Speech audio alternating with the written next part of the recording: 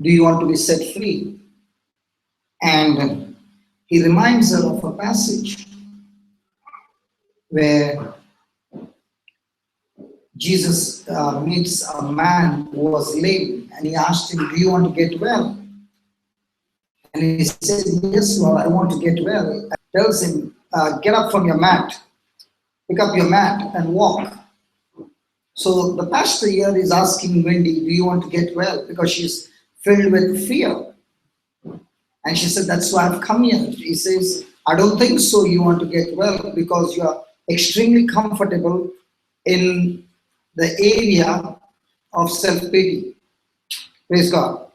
Now watch what happens. Put it on. Snapped. You will never know. Wendy began studying the Bible. She learned that fear was a stronghold in her life. And for the first time ever, my prayer changed. Instead of praying, God, take away my fear, it became, God, help me overcome my fear. Praise God. Now I realize, God. All this time, what was she praying? Lord, take away my fear. But when she began to study the Bible, she began to realize that God wants me to overcome the fear. Praise God. Most of the time, what is our prayer? God, get me out of this situation. And God is saying, no, I want you to overcome that situation. And that's why we who are born of God overcomes the world. And this is the victory that overcomes our world, is our faith. So God wants us to be overcomers. God doesn't want us to run away, but overcomers. And all these years, what was she doing? She had been praying to God to get her out of fear. And only when she came to a Bible study, she realized that God's will for her life is to have victory over that fear. Not dodge that fear and run away from that fear, but to face that fear and overcome that fear. So now her prayer began to change. She began to pray, God, help me to overcome my fear. Yeah. Had empowered me with His Word to begin to read it, pray it, memorize it, and speak it.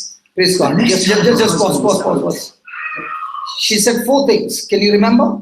She said, God empowered me with 4 things. What are they? Come on. Can you just take a little rewind, Baba? Just a little rewind. We want those 4 points again. To begin to read it, pray it, memorize it, and speak it. Yeah, pause.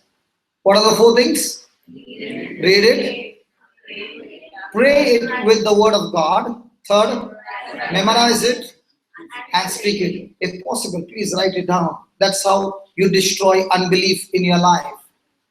God, she said, when I began to pray to God, God, please help me to overcome my fears, He gave me 4 things to do. First, read the word of God, then pray on the word of God, then memorize the word of God, and 4th one, speak the word of God. Praise God. Shall we repeat that again, please? Read it, pray it, memorize it, and speak it. Now, when we face trials of some in our everyday life, or situations in our everyday life, what do we speak? Do we speak what we read, pray, and memorize, or do we speak what we feel? So, do we need to change? Come on. Do we now need to change from speaking what we feel to speak what we have memorized? Amen? Okay, then. The next time her husband was out of town, Wendy carefully checked the house, lay down, and began to pray. I was lying in my bed, and I just had this impression from God that was telling me to turn the television off. Praise God. Now, her husband is gone out of town. All these years, the husband is there with her, and he has been taking care of her, and she has been having fear for more than a decade. And this is the first time that she's alone at home. Now, is it a situation where a person is already with fear and there is nobody around? Will that fear magnify? Come on. And that's why she does, she puts on the TV, she puts on every light in the house on, and she's lying down on the bed and she hears the Lord say, put off the TV. Why does she want the TV loud? Huh? So that she doesn't hear any other sound. Praise God. And here is God asking her to put off the TV. And now when she puts off the TV, what will happen? It will be absolutely silent. Even a cockroach moving is enough. That sound also will be like, a big sound. Somebody will ask you, does the cockroach make sound? There was a lady who had an issue.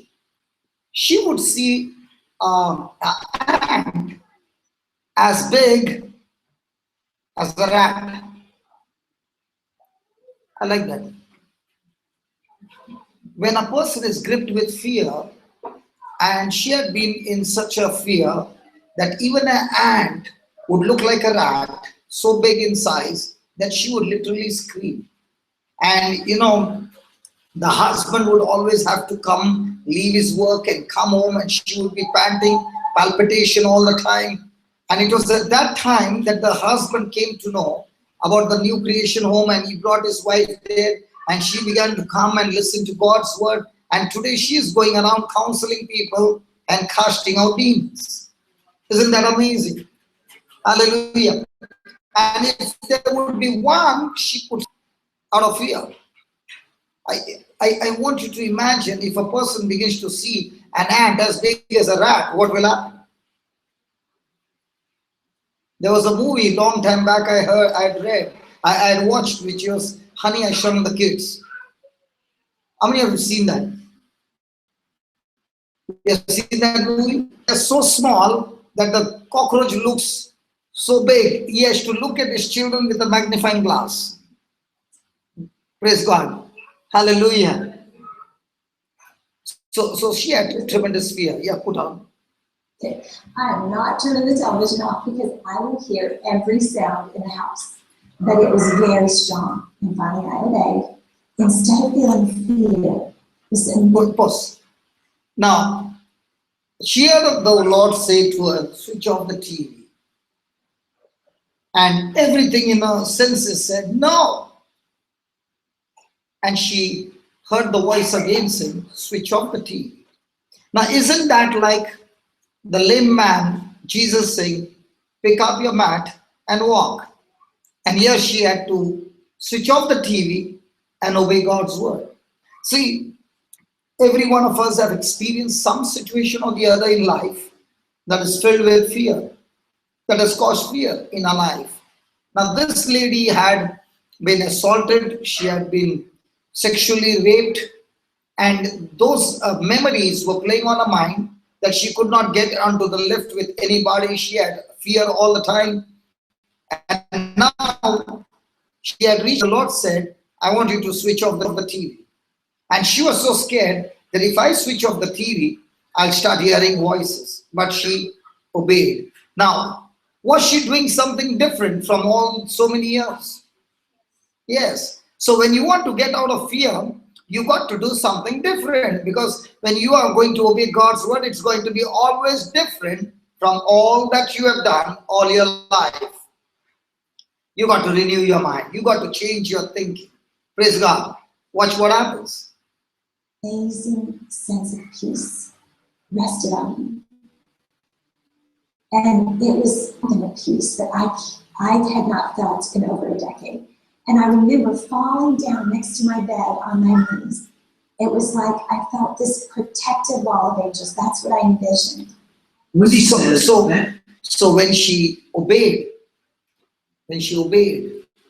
that's when, instead of experiencing extreme fear, which she always experienced, this time, studying the word of God, what did she do? The 4 things? She read the word, she prayed the word, she memorized the word, she spoke the word, and as she began to do that, that seed that was planted in her had began to sprout, and that's when she began to experience the love of God, and she experienced tremendous peace, and she went on her knees and began to thank God for the first time in 20 years, she experienced that peace. Praise God. Then what happened? At night, God freed her from her fear. Today, she's a confident wife, mother, and Bible teacher. Today she is a confident mother, wife, and a Bible teacher. So if you have gone through some really, really bad experiences in life, today God wants to tell you, I got an awesome plan for you. A plan beyond your imagination that you have never experienced in your life. But I want you to do 4 things. Read my word, pray on my word, memorize my word, and speak my word. And that word will get you out. So if that word got her out from being a fearful mother, wife, to now a confident mother, a confident wife, and a confident Bible teacher. I think she must be sharing the scriptures very, very powerfully, because she might be saying to the student, this is what I was all my life for 20 years. And I never knew, I wanted to be free from it, but I never knew how to get my freedom. Thanks be to God, I found it in the Bible, and I'm here to share with you how the Bible, how the Word of God delivered me and changed my thinking and brought that confidence in me. Praise God. And that testimony of her must be making an impact in people's life who are going through similar situation, and they can be set free. What is God saying to us this evening? He's saying to us, no matter what negative things have happened in your life, God will use all those negative things that you've gone through for His glory. Nothing is wasted. Hello, even your bad experience is not getting wasted. God uses even those negative situations of your life to turn it around and strengthen you in those very areas where you have been extremely weak. The areas where Satan has struck you, is going to use that very area and put some power in that area and make you so strong that that will become a testimony which will bring blessing. I don't know for how many people. Even when I'm listening to this testimony, it blessed me. It bless you. Come on. So you never know your testimony is going to touch how many lives. There's no limit. Praise God. Praise God. Hallelujah. So if the devil has messed up your life, I've got news to tell you. God is turning your mess into a message. Today she has got a message for all of us. Hallelujah. If the devil has put you on a test, God is turning it into a testimony. If you have been a victim for years, praise be to God, the word of God will turn you into a victor. So that I've decided no longer to be a victim, but a victor. So that I've decided no longer shall I be a victim, but I shall be a victor. All these years, what was she for 20 years? A victim. Because all that she had was that bad memory. All that she wanted is to get that person booked up and sentenced in the prison. She tried everything to get that person punished. She could not find. There was no trace of that person. And that's the time she decided to forgive that person. Thank God for the grandma who told her, listen, the only way you can be set free is if you make a decision to forgive. And she gave us some scriptures to begin with. Praise God. Thank God for the parents who are rooted in the Word of God. If parents are not rooted in the Word of God, their advice will be extremely opposite to the Word of God and destroy their child's life. Hallelujah. Yeah, then put. Others to experience the healing she found in God's Word. Being a believer and sitting in a hard place with God, where you are angry and resentful, and in a place where I was, where you cannot see how any good can come from what God has allowed in your life, is a tough place to be, but you have to be in His Word to receive the truths that He wants to teach you. What happened to me, it will always be there, but God has taken it and He has used it in a way that has changed my life and made me a better, different, stronger, more useful person for his kingdom. Yeah. Just pause that. A better, a better, a better, different, a better, a different, a stronger, and a useful person. So what did the word of God do? First, the word of God made that person better, and when that person's mind became better, that person began to operate different. When the person began to operate different, the person became stronger. And when the person became stronger, then the Lord began to use this person. Praise God. She was the same woman who was angry with God. She was the same person who was angry, and she was in a very, very bad shape. But God took that very bad experience of her and turned it around and made her a complete different person. Praise God. Yeah, put it on. He is the anchor. He is the one that will carry us through. And he will work all things together for good for those who love him and are called according to his He's the anchor. And he's the one who will work in our life. And he'll turn all things together for good for those who loves him, whom he has called according to his purpose. Can we just close our eyes for a moment? Oh, thank you, Father, for this great testimony of Wendy. It was no fault of her that she went through this experience where a person assaulted her sexually, raped her, and put a scar on her life that affected all her life. She had nightmares, she had fear that gripped her life, that destroyed her dignity, that destroyed her confidence, that destroyed her relationship with you. It was totally a chaotic situation. And all these years, she had bitterness in her heart, unforgiveness in her heart. She was revengeful, wanted to repay evil. And she prayed to you to be delivered of this fear. 20 years went by, the fear did not go. But it was only when she came to know the truth that you don't want us to run away from fear, but to overcome fear, because you have not given us the spirit of fear, but you have blessed us with power, love, and sound mind. And this power she began to receive when she began to study the Word of God. Oh, Father, each one of us gathered here are going through different situations in life. There are many of us who are going through situations where it is totally unjust. It's a painful suffering. And the question is, why, Lord? Why me? But tonight, oh Father God, through the testimony of Wendy, you want to reveal to each one of us that even those negative things that we go through, you have allowed those things to go through because you got a great purpose. None of those negative experiences that we go through, failures we go through, the pain that we go through goes wasted.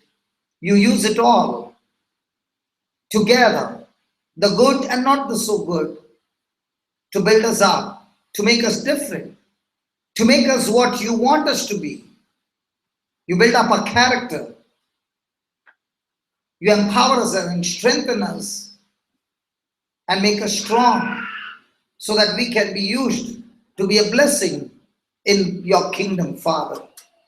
Here we are, O Lord, in total surrender to you, ready to go through the process, trusting you, Lord, that you are the God of love and only good things come from you. Lord, many a times you allow things to happen in our life. Wendy had a question, God, how can you, who is so loving, so kind, so compassionate, watch your daughter being raped and not do anything about it? She had these questions in her mind. But Father, when she began to meditate and study your word, she began to realize that your love is awesome. And when she experienced your power of love flowing into her, it changed her whole destiny. Never could she ever think that she, being so much fearful, would ever be a blessing, that she would ever be a teacher of the Word of God, that she would conduct Bible study.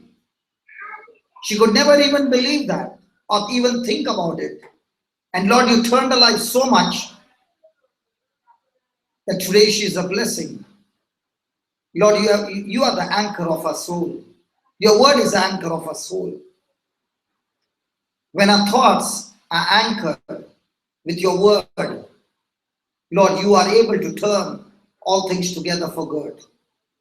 Tonight, as we are gathered here, O Lord, you are asking each one of us to anchor our soul from being wavering and running about in all directions, but to anchor our soul on the word of God, so that that word will direct our path and lead us to our purpose and lead us to our destination that you have for our life. Thank you, Father, for teaching us this truth. In the name of Jesus. Amen. Can we give the Lord a big hand for that? Come on. Hallelujah. So tonight we are going to study how to battle unbelief in our life. Because this Wendy was going through a battle and she was fighting to get herself free from fear. So many a times when we don't see answer to our prayers, we believe that my prayers are not getting answered, it's because of lack of faith. Listen, the day we received Jesus as our Lord, God and Savior, that was the time when the Spirit of God came into our life, and that was the time every Christian, born again Christian, receives a measure of faith. Let's go to Romans chapter 12, verse 3. Can anybody just on and see now? It must have cooled down.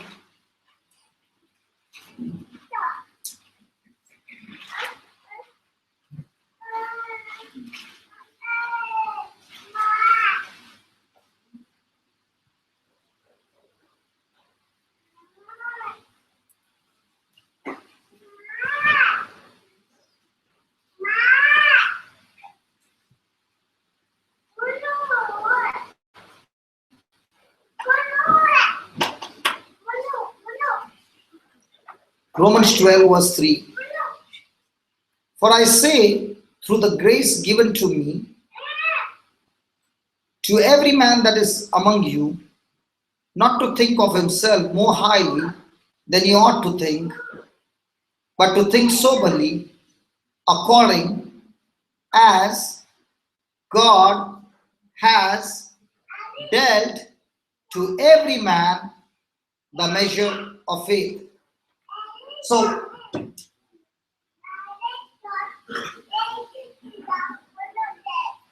God has dealt to every man or the. In other words, God has blessed every person who is born again the same measure of faith. He did not say he said the. So every one of us have been given the same measure of faith. And now when we have received the same measure of faith, from there begins our journey to increase that faith, just like a farmer who grows faith. In the same way, you and I got to grow faith by God's word, renewing our mind with God's word. Praise God. So if God has blessed everyone with a measure of faith, then the issue of not having faith is because there is a presence of unbelief in our life. Are you with me? The Bible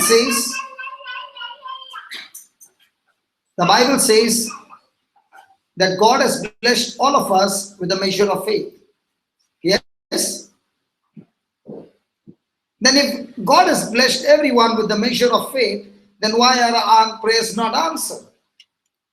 Because there is also a presence of unbelief. Hallelujah. Hallelujah. Let's go to Matthew 17, verse 14 onwards.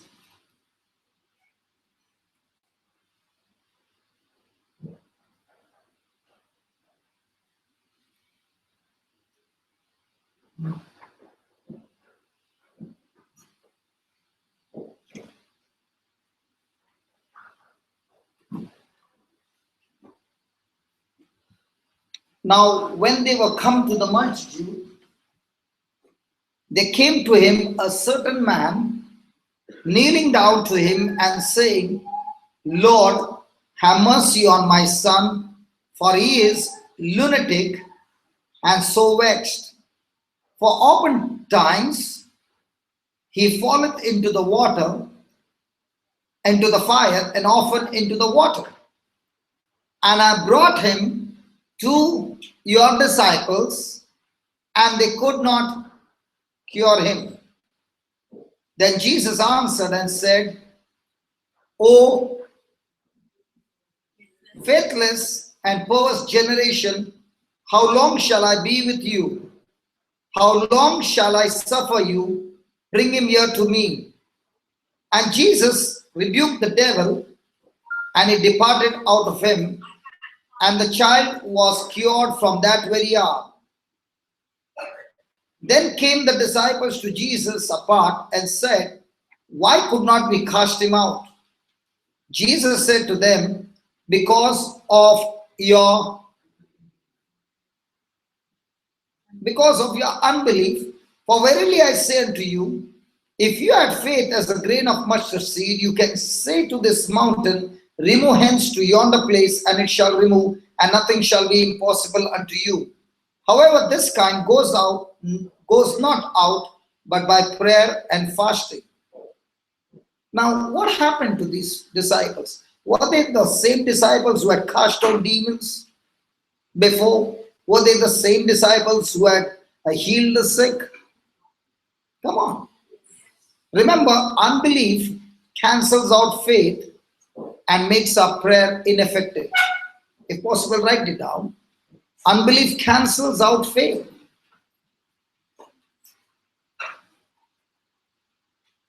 Unbelief cancels out faith and makes our prayers ineffective.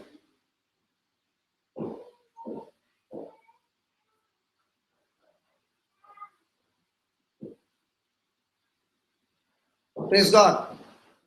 So when we recognize unbelief in our heart, we must get rid of it, or else it will stop our faith. Praise God. Hallelujah. So many a times in our life, we are praying the prayer of faith. We are praying on the scriptures and begin to wonder, why is my prayer not bringing results? Hallelujah. And the thought comes to our mind, that might be I don't have faith. But the issue is not faith, the issue is unbelief. Now let's see what is that unbelief. Praise God. The first thing is, this demon had tortured the son tremendously, that he would often fall himself into the fire and the water.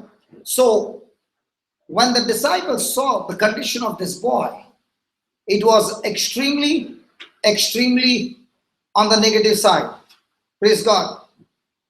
Hallelujah. The father believed and brought to the disciples. The disciples in the past had an experience where they had cast out the demons. But when they came here, they could not cast out the demons. And when Jesus rebuked, praise God, the demon was gone. And the disciples began to wonder, Lord, why is it that when we use the same name of yours, the same authority which we saw in the past, the demons were cast out, but now, this time, we were not able to cast out? Hallelujah. So they began to ask Jesus, and Jesus gave them the answer. And he said, it wasn't the lack of faith, but it was your unbelief. Hallelujah. Hallelujah. What is the meaning of it was their unbelief?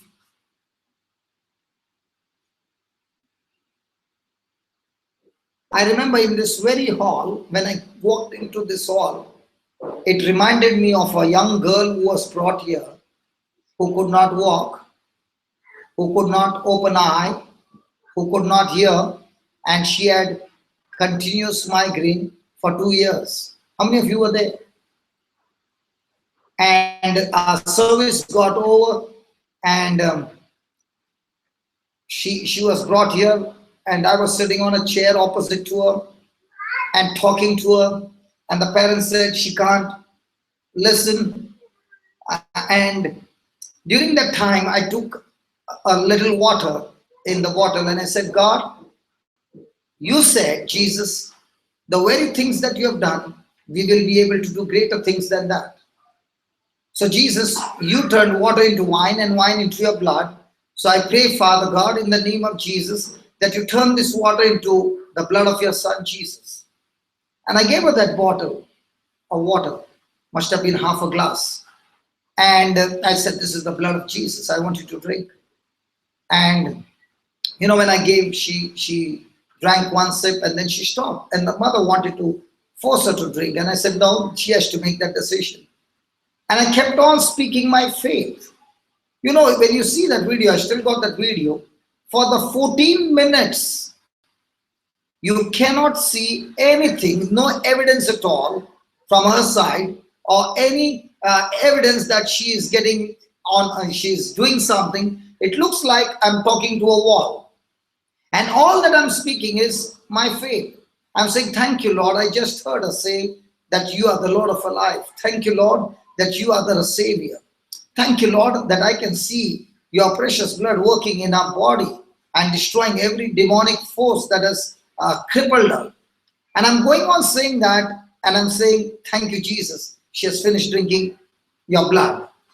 But when you see in that on the screen, she has made no move at all. And the more and more I'm speaking, praise be to God, she begins to close her ears. And I'm saying, Satan, you have lost her forever. Satan, you have no more power. She's the body of Christ. And when I said these words, she began to close her ears. And I said, my God, if she's closing her ears, that means the hearing has already begun. Praise God. Hallelujah. I saw the cloud and I said, Lord, it's going to rain now. Now I began to speak more and more. 14 minutes were over and she drank the blood of Jesus. As soon as she finished drinking, I grabbed her hand and I said, come on, it's time to walk. She could not stand. And I caught her tight and began to drag her, and she began to move her legs as if, you know, she was walking like a robot. Her knees would not bend. She was absolutely straight. And as we began to walk a few steps, and I brought her on this side, and I said, now now that you can hear, you got to open your mouth and confess. And she began to confess that Jesus Christ is my Lord. And Jesus, you said, when I eat your body and I drink your blood, you dwell in me and I dwell in you. So Lord Jesus, you are dwelling in me. And if you are dwelling in me, this sickness cannot remain in me. And we began to take a step. And then I began to pull her like you pull a goat or a sheep to the slaughter. Okay. I'm pulling her and she's not ready to come. And as I'm pulling, her legs are getting loose slowly. And we are saying, Jesus, you are the Lord of her life. Jesus, you are the Lord of her life. You are the healer. She takes 2 rounds and after that, she's running after me. She's running and everybody's screaming and watching God's glory. Her eyes are open. She can hear. She walks. And then she's walking as if nothing had happened. 15 minutes back, she could not move her leg. And 15 minutes later on. And the whole miracle takes place in the last 30 seconds. But 14 minutes, if you see that video, you feel I've gone crazy. And you know, thank God for Brother Paul who took that video. Hallelujah. When he's taken the video, on the background, you can see people coming, looking at her fed up, there's nothing happening, and wondering. And I thank God I was not watching what people were doing, but after the video was, when I saw the video, I could see, each one coming, looking fed up. The parents are looking fed up. Everybody looks fed up. But praise God, as we are making the prayer of faith, God is doing marvelous things which were not visible. Only when the visible sign came, those people who are fed up are now screaming on top of their voice. Hallelujah. Hallelujah. So what is unbelief? Unbelief is when you see a situation and your senses are saying it's terrible.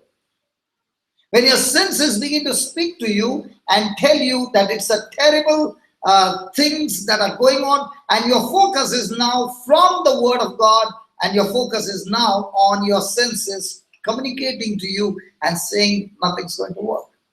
That's the time it's unbelief. Hey, when we are praying, when we have a relationship with God, on one side we take the Word of God and we go to the hospital to pray for a loved one or somebody. And when you're there and you have built up your faith and you're walking in, and at that time the doctor speaks words and gives you things that you can't see, but he's giving you description and saying all these things are happening inside the body, and I want you to know that. Is he building up your faith, or is he tearing your faith apart? And he speaks to you just once. How many times do you repeat it to your mind, in your mind?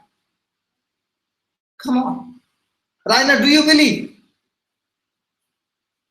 When your baby was in the hospital, okay, everything that you were watching was giving you terrible messages. 6 months, 7 months, no change. Things are getting worse with your baby. And praise God, that morning, the first thing you see is your wife getting healed at home. You saw the first experience. When you're going back to work, you and Nisha, both of you are speaking God's promises. Praise God. And you are speaking and speaking and speaking. And when you went to see her, the condition is the same. But when you came back in the evening, the first thing you saw, that the baby is able to breathe on her own. The first evening. Is it right? I got everybody's files on my hard disk. because all these things, like on emails, you get good emails, right? You forward it to your friends. Do you forward it with attachments or without attachments? With attachments. In the same way, our faith walk, our relationship with God should have attachments of testimonies in the Bible and testimonies of people around us where we have seen God's hand move in a powerful way. So now when you are praying for somebody, you are using those attachments and saying, God, you are the same yesterday, you are the same today, and you are the same forever. You did it in Bible days, you did it in which year, brother? 2010. You did it in 2010, and now when babies come here for the last 5 months, has things going much faster than before. Yeah. Hallelujah. You got to stick attachments. Listen, the doctor gives his attachments, and the Bible gives God's attachments. Which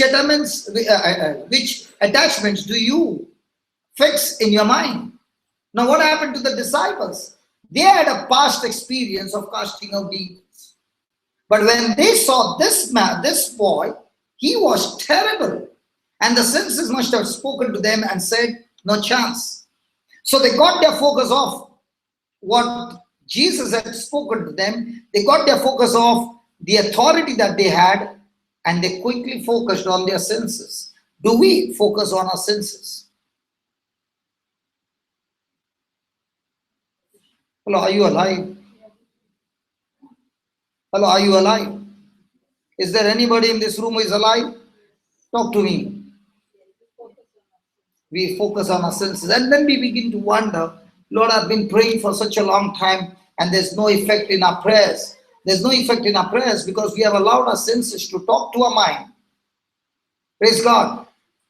Our mind is the place where we can get a miracle or we can destroy a miracle.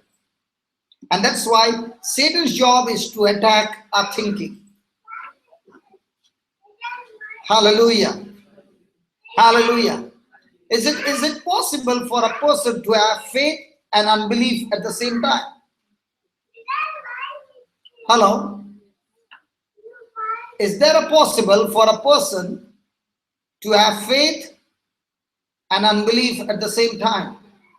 Let me show you. Mark chapter 11 verse 23.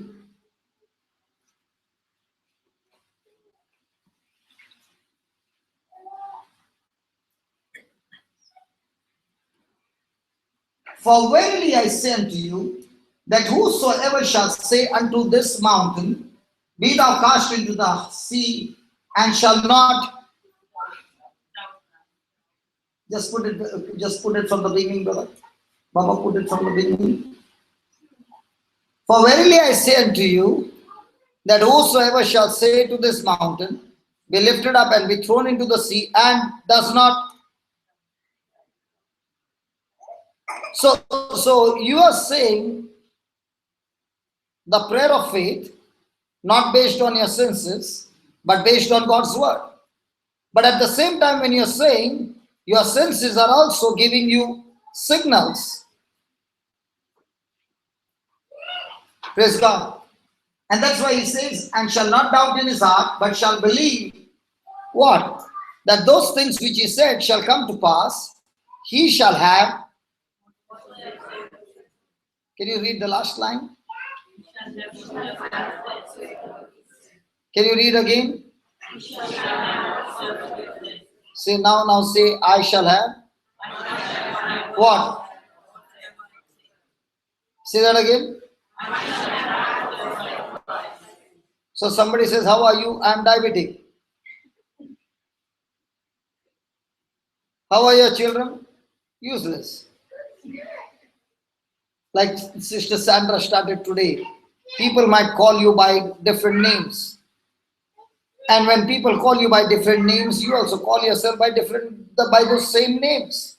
So what happens? You shall have whatsoever you say. Touch your neighbor and tell your neighbor, be careful what you say. Two sisters are sitting together, both are talking to each other and saying, you shall have whatever you say. She says, I know I shall have whatever I say. Hallelujah. If you follow this one scripture, our whole retreat is over. I love what she said. When your eyes are positive, you will love the world. When your tongue is positive, the world will love you. And most of our time, our tongue is positive. It's always sweet. Because we always eat sweet things. So that's why the words become.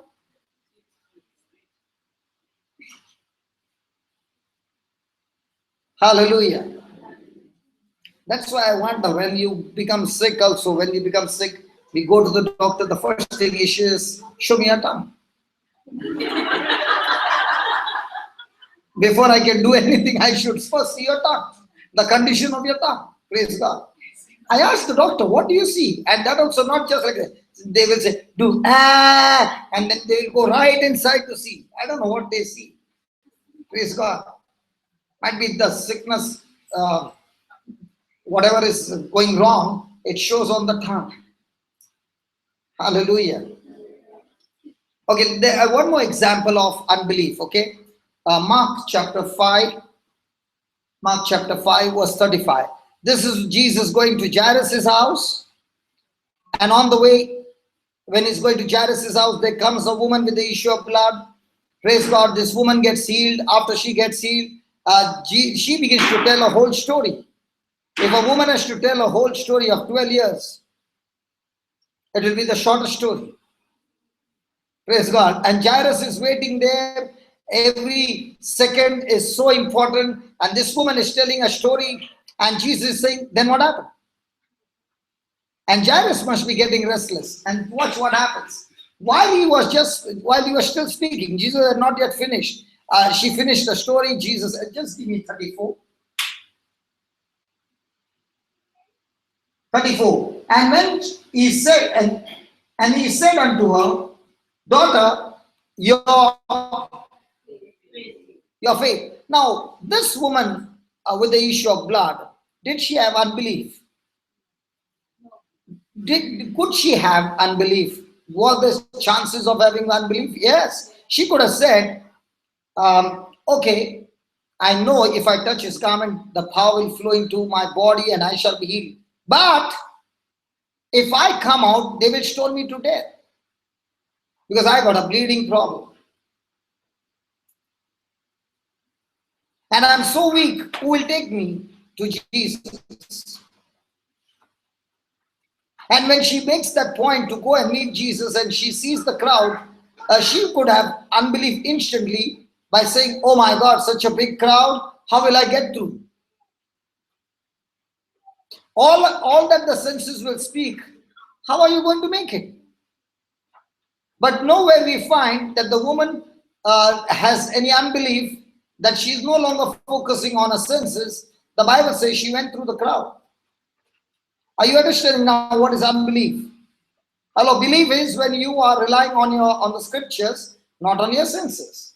So when you're believing on the scriptures and you have made that action, at the same time, senses also speak to us and speak exactly contradicting to God's word. And the moment you turn your focus onto your senses, there comes unbelief. Hallelujah. Did Peter love Jesus?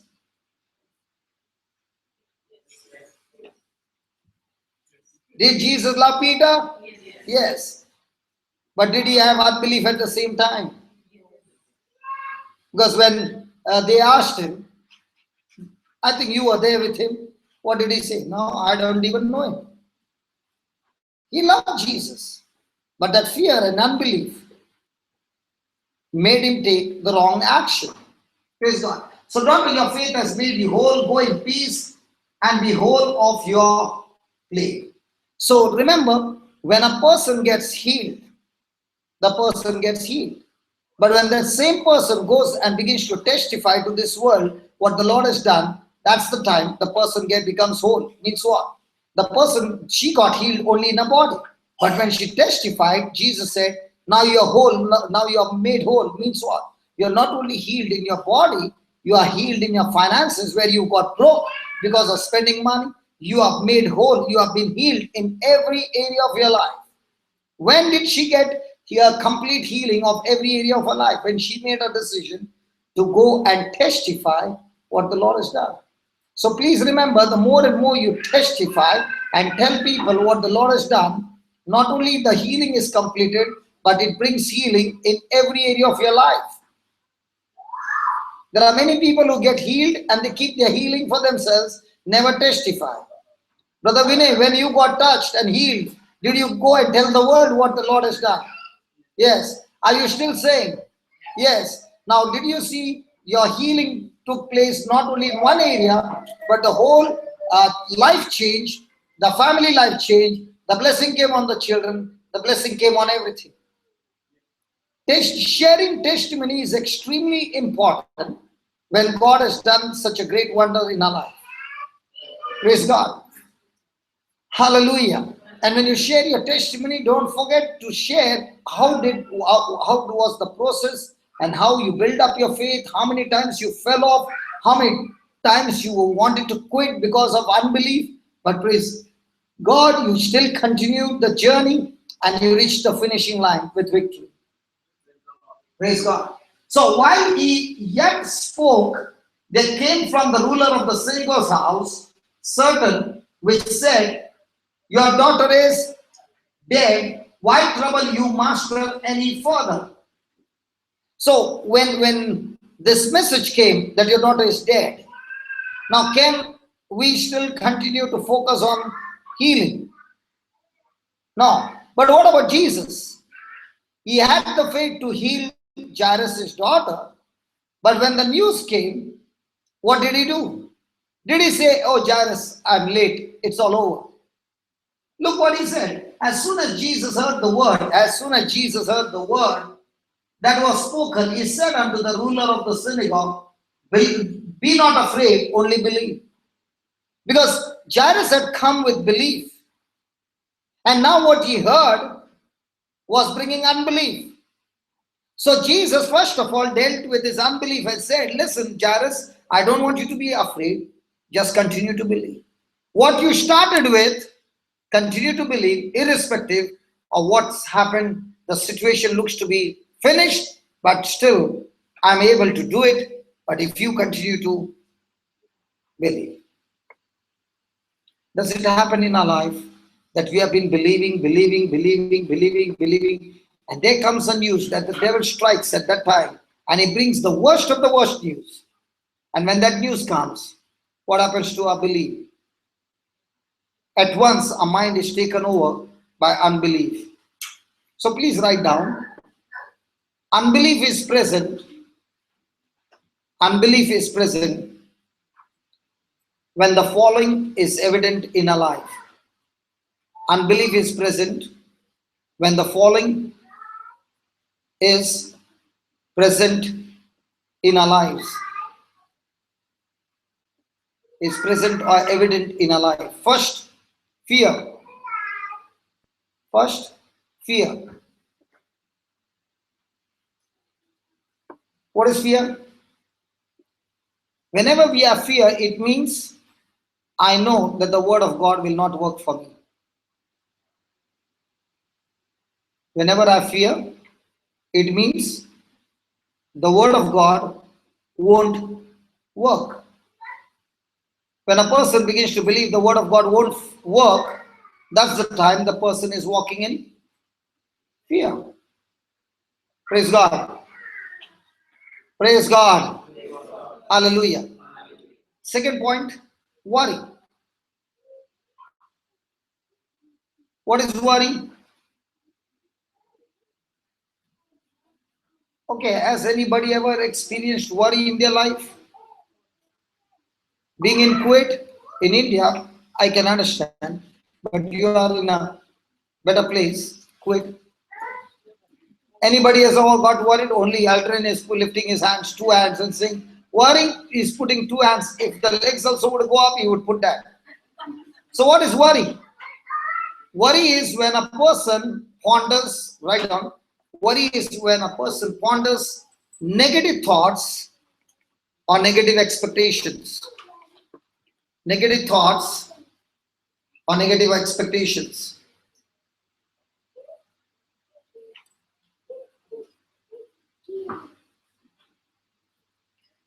Negative thoughts or negative expectations. There are many of us who like to watch the news channel, right? And the newspaper. And when you listen to the news and the newspaper, it always gives you good news, right? Huh?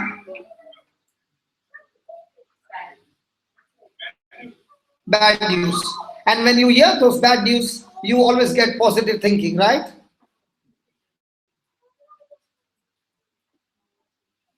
Huh? You start worrying, and still we want to listen to the news. There are some of them who are so addicted to the news that they want to know what's happening around the world, but they are not bothered about what's happening in their own life. Huh? This is only very true. All that I spoke before this was not very true. Hallelujah. Hallelujah.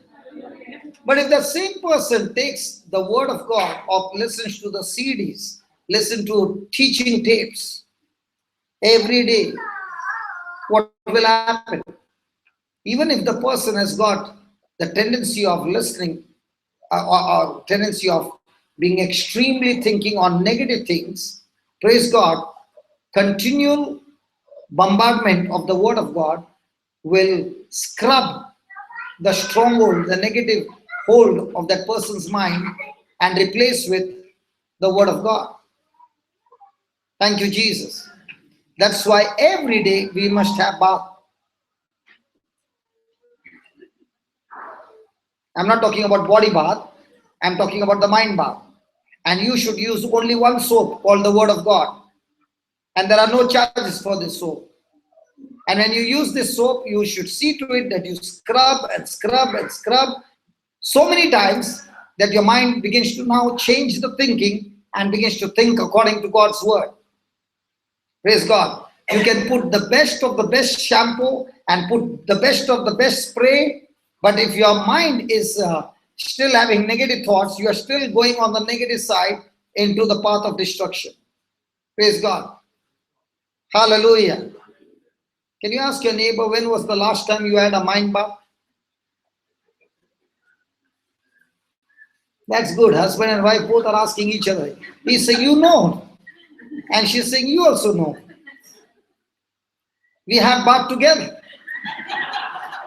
Because we study the word of God together. Come on. The good news about mind bath is you can have a family mind bath. Hallelujah. And when the whole family is having the mind bath together, praise God, everybody is speaking faith. And the Bible says, praise God, where two agree on earth, one can take 1,000, two can take 10,000. And if the family is together in unity, praise God, they can take 1 lakh. They can put 1 lakh of demons on flight. That's why God wants families to be together in faith. And Satan can access in families where there is disunity. And that's why he has to put the misunderstanding between the spouse, between the children, and attract them with different things of the world so that they are not together. Hallelujah. Thank you, Jesus. And if the family has a habit of having mind bath together, they will always remain together. That's why it said, a family that prays together, that we know. And a family that studies the word together destroys the demons and the works of the devil all around them together. They establish the kingdom of God together. Wherever they go, they bring blessings of God manifested in the lives of people together. Hallelujah. The third evidence is care. Care. What is care? Cast your care unto Jesus, for he cares for you. See, many a times we believe it might come into a mindset that if I'm a Christian, that means I'm supposed to be all the time with faith. Faith all the time. But the Bible doesn't say that. The Bible says there are times when you will have fear. There's a time when you are stressed out. And that's why he says to the Christians, 1 Peter 5:7, what does he say? Cast your cares unto God, for he cares for you. If a Christian doesn't go through this, he wouldn't have said that. So you can be a Christian, you can have the Holy Spirit, you have the word of God, but still you will be carrying cares. How do you define cares? Write down. When we are stressed out over a situation,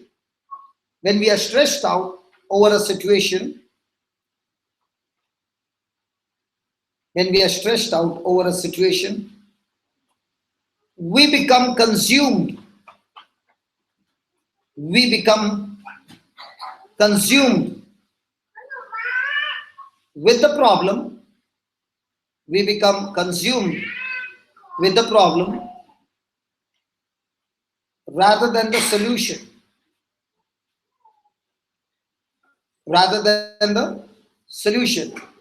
Is the time when we are carrying our cares. Do we sometimes get into this category? Hello? We are stressed out of our situation. Some situation has come, we are stressed out. And now, the whole day you are pondering on that problem. Instead of pondering on what God said, the solution, you are pondering on that problem. Mind block. Okay. Now when the mind is blocked or the mind is burdened with the problem, when you get up in the morning, what do you get? Migraine, headache, backache, all kind of ache. Why? Because God has not designed man to carry cares. God designed man to only love. But when man begins to do things what he is not designed for, it has an effect on the body. It has an effect on his life. Praise God. Man has been created by God extremely powerful. His mind is extremely powerful, but his mind, when focused on the things of God, that same mind can be so effective that it can bring a tremendous threat to the kingdom of darkness.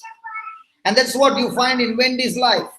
All this time the devil had captivated her mind, made her a slave. She was in bondage of fear.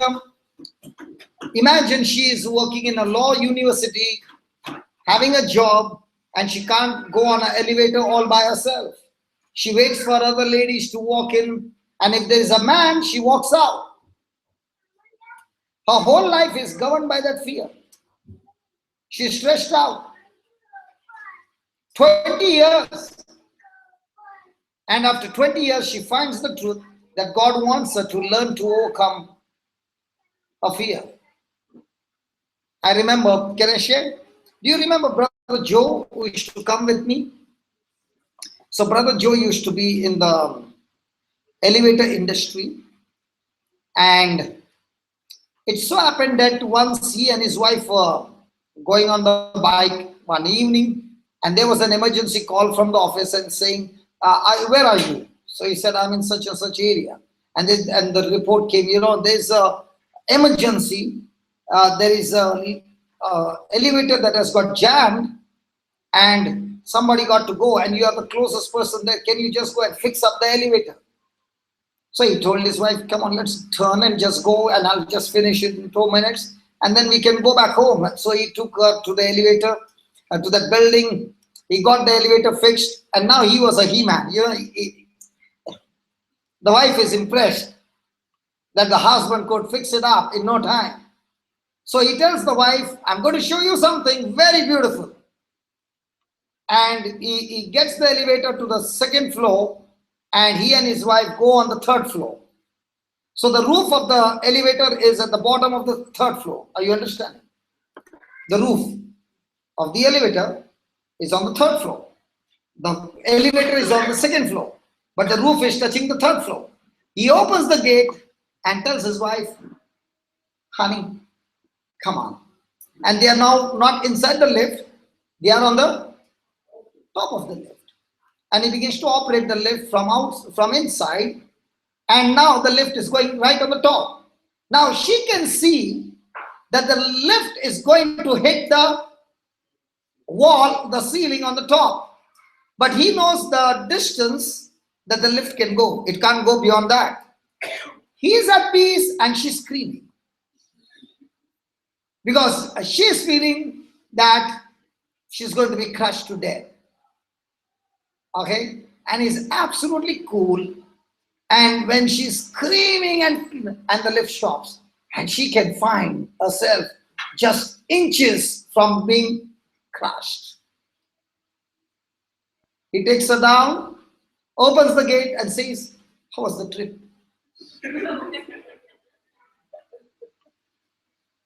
He's confident because he knows the elevator can go to that limit. It can't go any further. But does she knows? No. I did not know this incident. There was a time when she got an emergency call to go and pray for somebody who was sick. And she asked me, brother, are you free? And I said, yes. So we went on the bike to this building, and we were supposed to go to the 7th floor. So I said, come on, let's go. And she's saying, I'm not coming.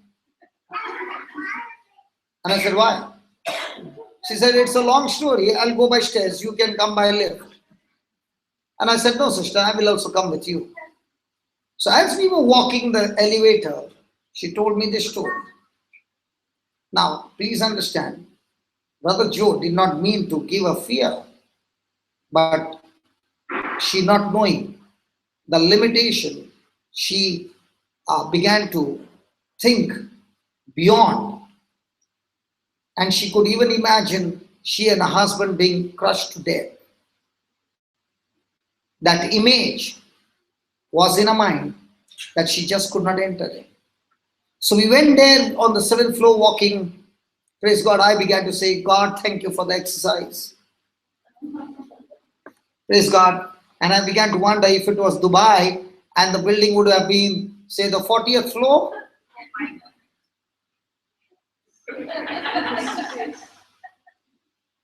Praise God.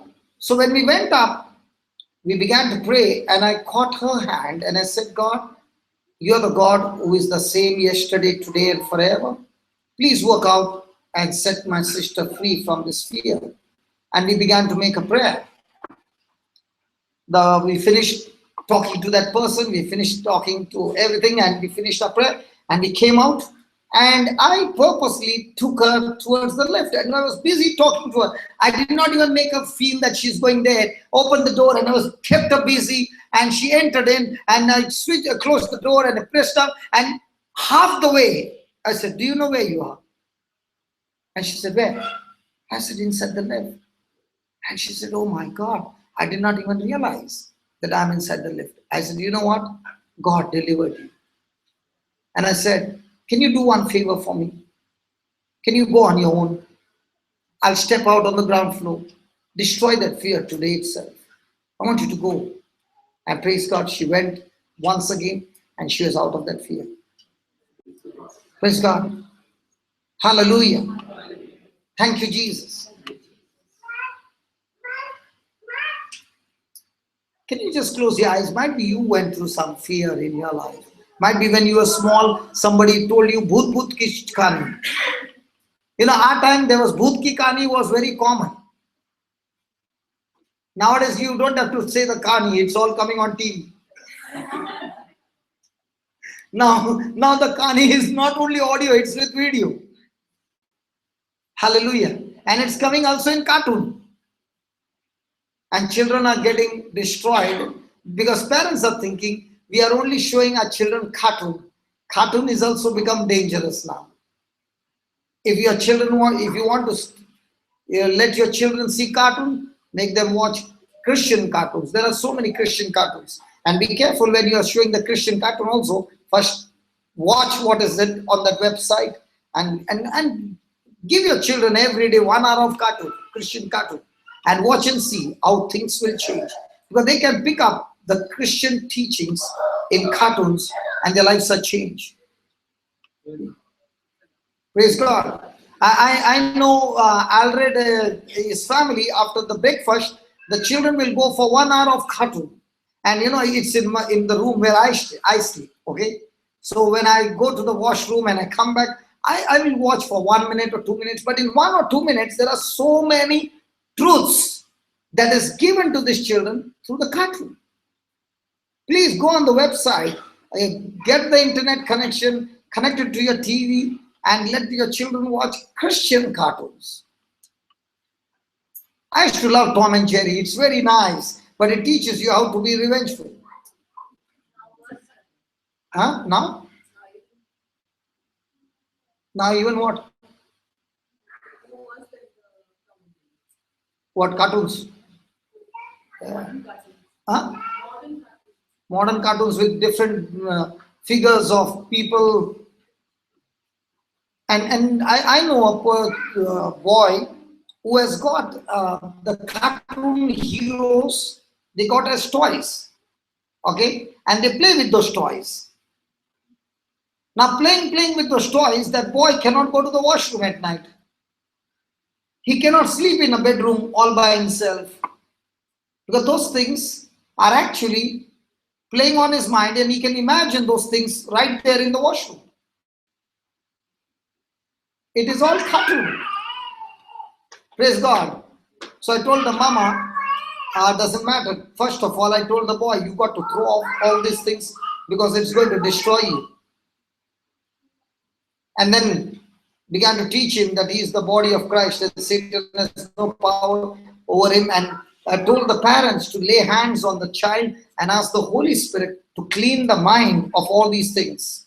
And praise God, when they began to do that, The child was completely set free. I know another person, that boy is watching a cartoon where the dog is a hero.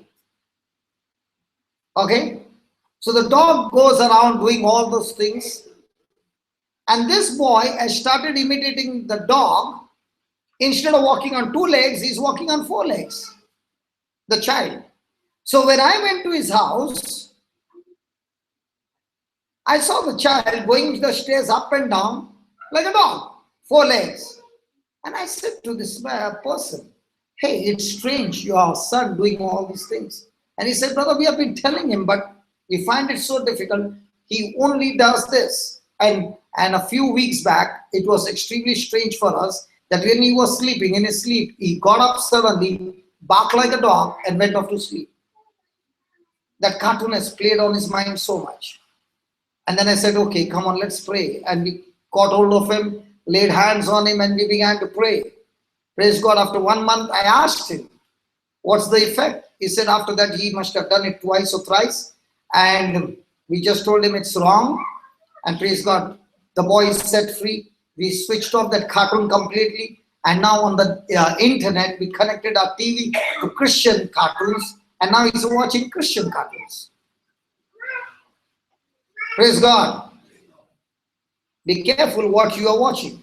You know, I'll share with you, in my own life, I must have watched when I was in college, around 15 to 20 years, I must have watched hundreds of horror movies.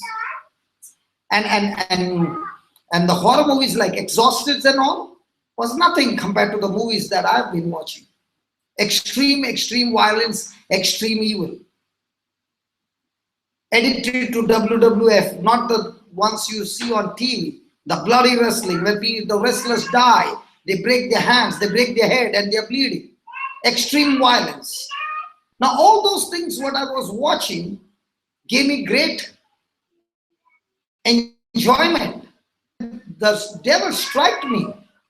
Years later on, those very things that I had seen when I was young began to play on my mind that I could not shut the bathroom door because I thought those things are real and it's happening to me.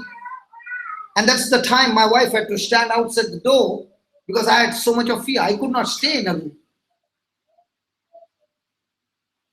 So when I was watching horror movies, at that time, nothing happened. But the seeds were planted years later on. When the devil struck me, those very seeds which were planted years back, they began to grow at a rapid speed and came and began to torture me in my mind. I could actually visualize videos of what I had seen years back. They came as a flashback. They were actually recorded, saved in my subconscious mind. And when the time was right, they began to pop out and give me extreme fear. And praise be to God, it's Jesus who walked into my life and cleaned me up by the power of the Holy Spirit. So be careful what you're exposing your mind to, because those things that you are watching, at that very moment when you're watching, there's no effect on you. It's only the planting time. The seeds are planted. But when you go under pressure, those seeds grow at a rapid speed and come against you. Praise God. If you really want to grow, go to the bookstore, buy some movies of different saints, go on the YouTube, watch some saints movies and watch it again and again and again. Pause when you're watching some incidents, pray about it and say, God, I want to develop these kinds of virtues in my life, these kinds of character in my life. Holy Spirit, please, can you help me? Praise God. That movie will be excellent, having an effect on your life. Now you're using video to build up a character of Christ in you. The video can give you a positive result, and that video of horror movies can give you extreme evil in your life. If a person is addicted to porn, it has an effect on your life that will destroy not only your life, it will destroy your marriage. It will be an open ground for Satan to have access into your relationships and destroy the whole family. Satan is using different tools to captivate the mind. Hallelujah. Thank you, Jesus. So when we have faith and we have unbelief at the same time, okay. And he said, daughter, your faith has made you whole, go in peace and be whole of thy plague. While he yet spoke, there came from the ruler of the synagogue's house certain which said, your daughter is dead, why trouble you the master any further? As soon as Jesus heard the word that was spoken, he said unto the ruler of the synagogue, be not afraid, but only believe. Now was Jesus operating on his sense, or still he continued to believe by faith? So when we are believing by faith, do we continue in our faith? We allow our senses to rule over our life, and so quickly we get into unbelief. And this combination of faith and unbelief is what God's word says in James chapter 1 verse 7 and 8. James chapter 1, 7 and 8.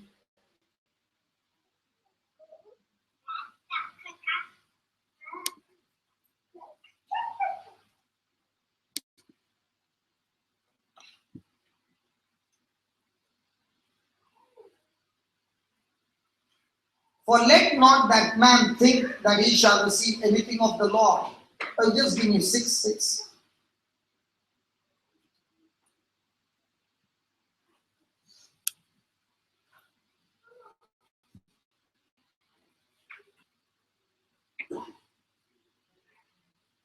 Okay, let's go to 5. If any of you lack wisdom, let him ask of God that giveth to all men liberally and upbraideth not, and it shall be given him. But let him ask in faith, nothing wavering. For he that wavers is like a wave of the sea, driven with the wind and tossed. For let not that man think that he shall receive anything of the Lord. A double-minded man is unstable in all his ways. Means what? He knows the promise of God. He knows the truth. He believes in faith for what God has said. But at the same time, he is also focused on his senses, which is speaking contradicting to the word of God.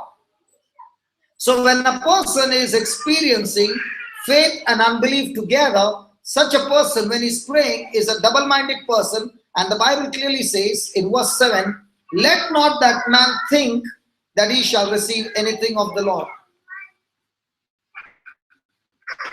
So a person who is a double-minded person is a person who has got faith and unbelief at the same time. He is unstable, and such a person cannot receive from God. So most of the time, are we stable or unstable? So what's our fight? Our fight is to train our mind to be stable. And how do we do that? We do that by practice. We do that by practice every day. Praise God. You know, God has designed man in such a way that when he begins to speak something continuously, his mind begins to take those words and begin to believe. The word of God says that the tongue is the pen that writes on a heart. So if you use your tongue to speak it again and again and again, it will write those words in your heart. And the Bible says, out of the heart flows the issues of life. Do you know these terrorists who are ready to go for suicide bombing? They're not scared of death. They want to die instantly. They're ready to die.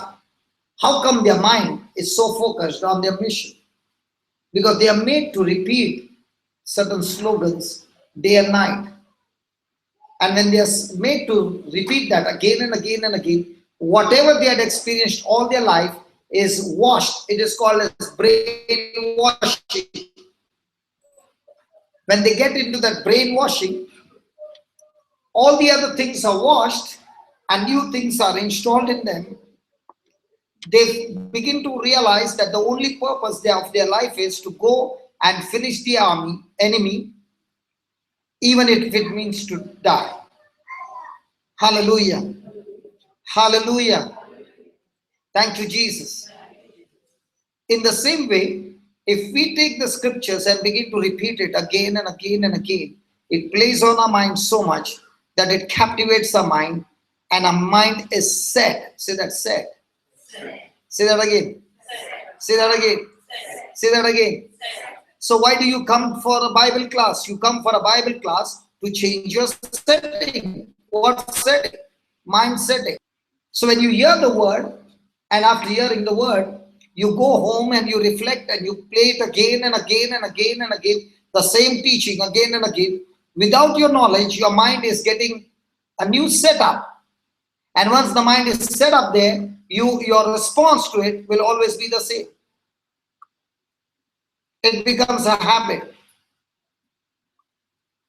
See, even though I come to Kuwait and we sleep late at night, even though we sleep at 1 o'clock Kuwait time, what would be my time? 3:30. Okay? But 7 o'clock or 7:30 Indian time, I'm out. And when I open my eyes and I look around, everybody is. But on my Indian timing, I'm at 7 o'clock up. I find it difficult to go to sleep again. Why? The mind is set. Praise God. So we got to set our mind. And to set that mind, we got to use the promises of God. Praise God. Let's take another person who overcame unbelief. Romans chapter 4. Is it interesting now, today's topic? Yeah, when it comes to all this, it's interesting. When it comes to dying, praise God. Hallelujah. But will you do one favor for me, please? One small favor. Will you do it? Go on the YouTube and listen to the teachings in the month of March. Okay? Pick up those teachings, listen to those teachings over and over again. How to overcome unjust suffering. Okay? And watch that. If you get onto those teachings and begin to practice, the reward is mind-blowing. Beyond your imagination. You will find God's favor on your life like never before. But that's when your character begins to get so different. It becomes so beautiful because your mind is set now that when I go through any uncomfort, I'm not supposed to retaliate, but my response is love. See, our very character is, our mindset is, when I'm uncomfortable, I become restless, right? Right? Now these children, okay, they are doing so many things. Is the mommy getting restless? But the baby is supposed to do that. Praise God.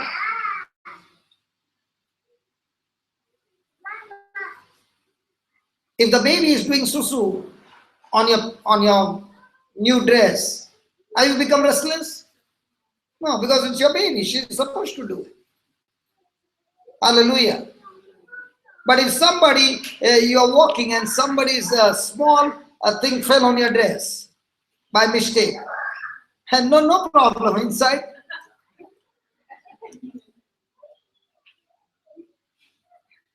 When it is a baby, it's okay, but praise God. Can we change our mind setting? Our mind setting is, the world is supposed to hate you. What are you expecting everybody to? And what did Jesus say? The world is supposed to hate you. And what are you expecting? And when you don't get love and you get, according to the scripture, hating, what happens to you? See, when I'm expecting something and my expectations are not met, are we happy or we are sad? And when you had no expectation and something marvelous happened, now what happens? That's why when you go to the hospital, you know what the doctor does? The first thing, he gives you bad news. You know why? Because if anything happens, he's saying, I already told you. He is washing his hands. Okay? And he has already given you bad news. And now when you see things turning in your favor, now are you happy? But let's say he told you beforehand everything. He said it was going to be the same. And it did not happen. It happened a little less than that. Now you're happy? You're sad. Because your expectations were more. Let our expectations be on the word of God. Amen. Praise God. Romans chapter 4 verse 18.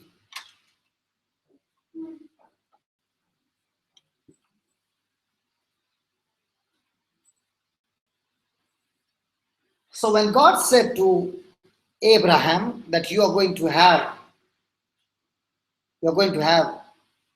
a son of your own and you will be a father of many nations. Abraham had two choices. One, believe God's word. Two, believe his senses. If he believes his senses, did he have evidence of his body that can reproduce? When he would look at Sarah, was there evidence of her body to reproduce? No. Having no evidence, was there any hope?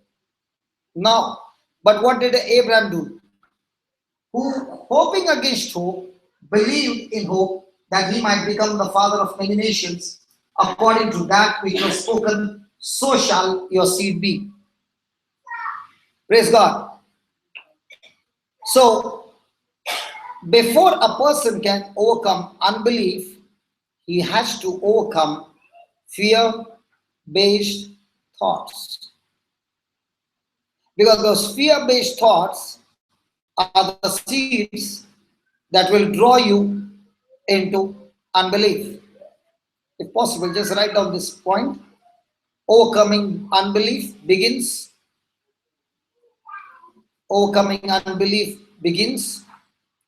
with overcoming fear-based thoughts. With overcoming fear-based thoughts. Do we get fear-based thoughts? So what is it? What's happening in the spiritual realm? In the spiritual realm, surely, slowly but surely, it's giving birth to unbelief. Some song is going on in the background. Why I can hear it. Huh? Down, praise God. My ears are sharp then. Hallelujah. Write down. If we focus on God and His promises, we will believe what He has said.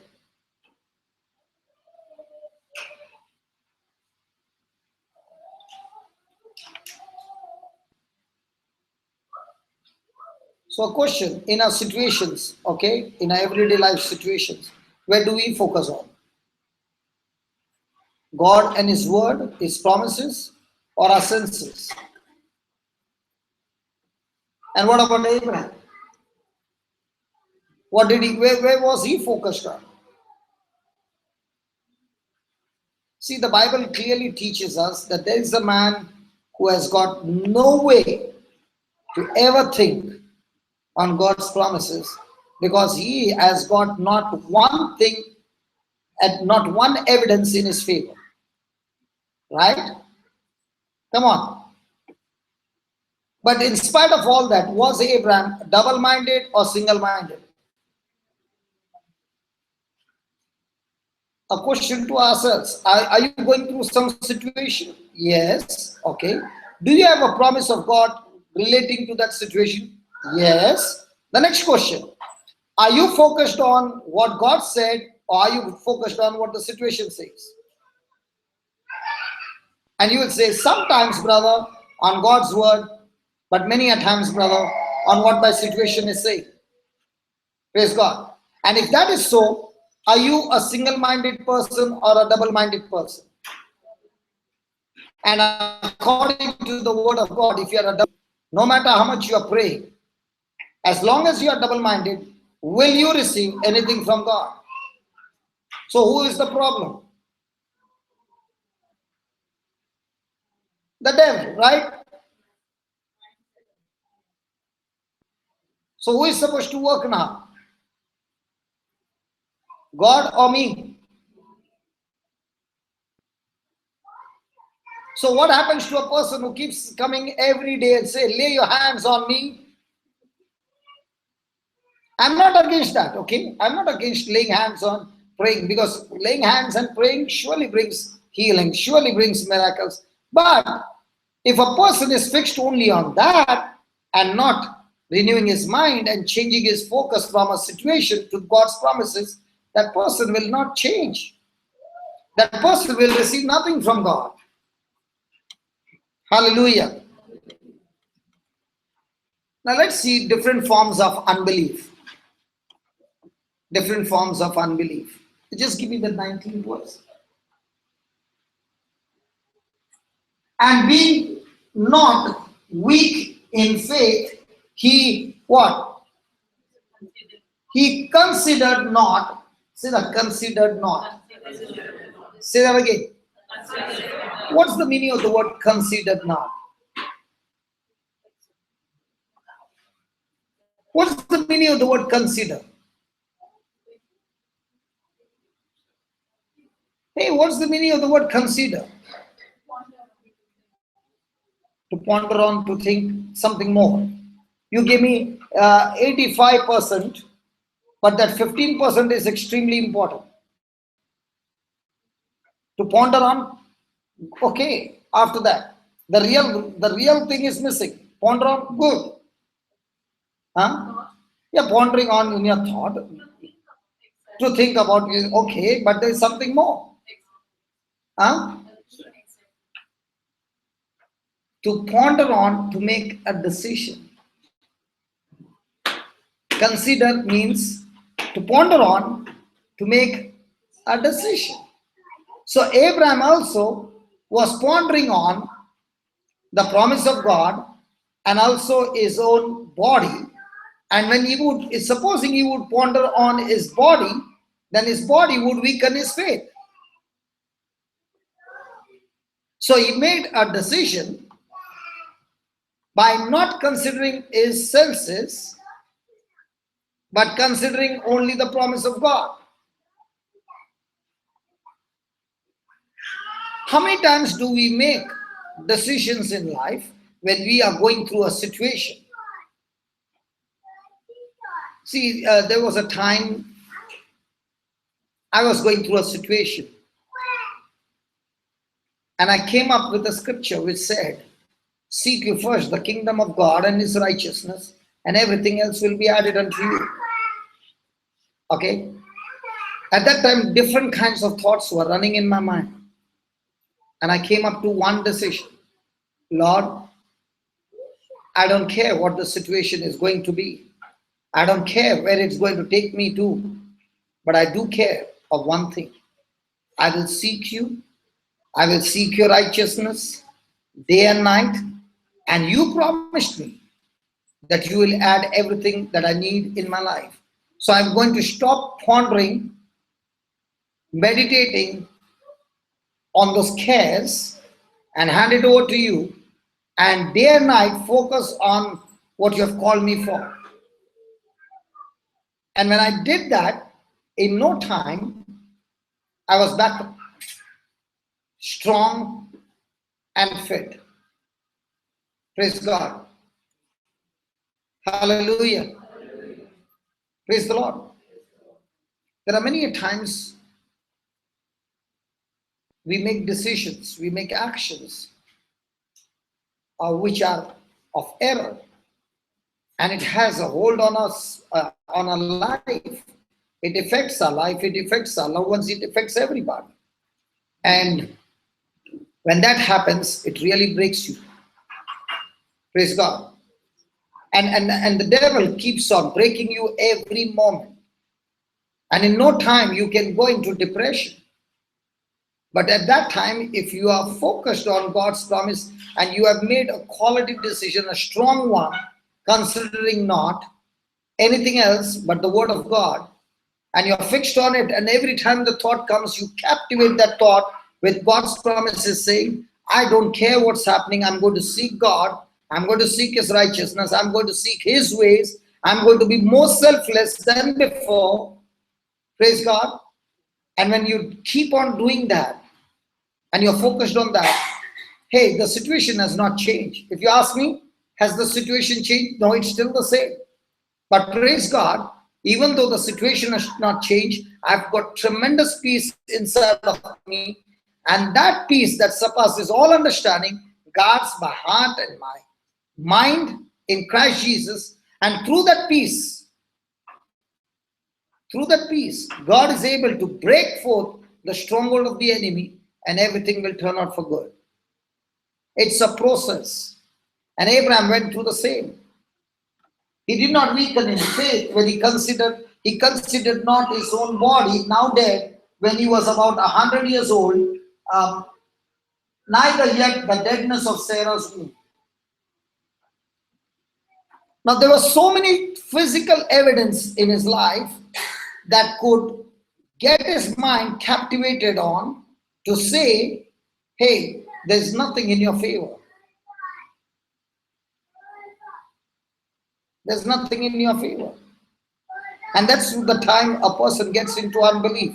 That's the time the person gets into double-mindedness. But if the person is fixed and saying, God, you said, seek you first, the kingdom of God. I'm going to seek you with all my heart. It doesn't matter other things. My relationship with you is going to be much, much more stronger than before. I'm not going to bother about the situations around. I'm going to have things do that is going to please you again and again every moment. And the more and more you are focused on pleasing God, praise God, and walking in unconditional love, the peace that comes to you is mind-blowing. And all those negative things that you're going through, God is training you for something extremely big, and those very negative things will become a testimony, and praise God, it will set other people on fire. Amen. Hallelujah. Thank you, Jesus. So different forms of unbelief. The first one is ignorance. What is ignorance?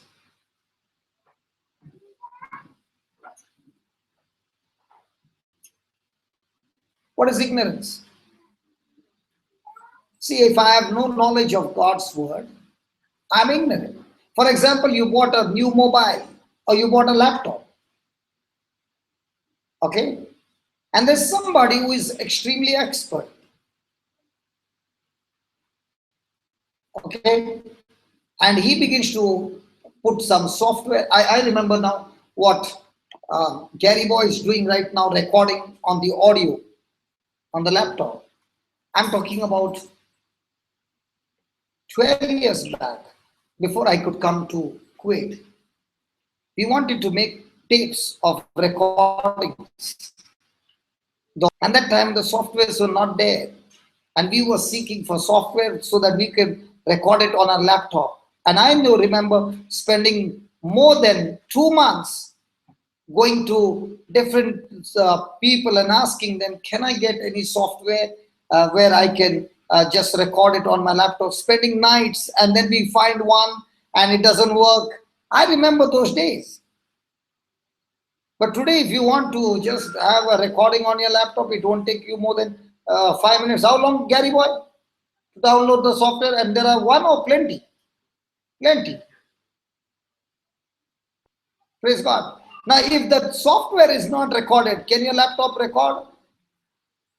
In the same way, we use a mobile just to talk, but that mobile can do plenty of jobs if you know the application. I remember when we used to send SMS. Now, I don't think people ever use SMS. When was the last time you used SMS? Our time we used to write letters. When was the last time you wrote a letter? Our time we used to use send Christmas greetings. When was the last time you sent a Christmas greeting?